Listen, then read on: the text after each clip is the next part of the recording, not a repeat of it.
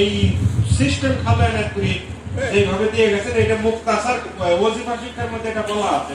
মুরিদ কিভাবে চলবে, মুরিদ কি করবে, মুরিদ কি করবে না, ফজরের সময় মুরিদ কি করবে, ফজরের আগে কি করবে, ফজরের পরে কি করবে, যোহরের সময় কি করবে, আসরের সময় কি করবে, মাগরিবের সময় কি করবে, মাগরিবের পরে কি করবে, এশার নামাজের পরে কি করবে, এগুলা সব বিস্তারিত দেওয়া আছে।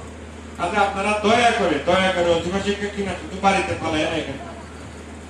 বিশ্বের যে অবস্থা, মানুষের ইমানের যে অবস্থা, দেয়ালে পিঠ থেকে গেছে।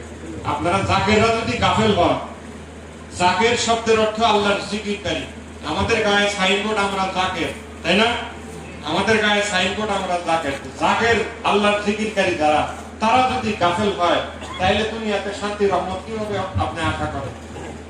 কাজে আপনারা আল্লাহকে ডাকেন, শেষটাতে ওঠার অভ্যাস করেন। সেটা 10-15 মিনিট 20 মিনিটের জন্য কেন না হোক, যেহেতু খাজা শিক্ষা দিয়ে গেছে, এই জিনিসটা আপনারা অভ্যাস করেন। আপনাদের ওয়াস্তে, আপনাদের ওসিলাতে আল্লাহ দেশের উপরে রহমত বর্ষণ করবেন, সমগ্র মুসলিম উম্মার উপরে রহমত করবেন।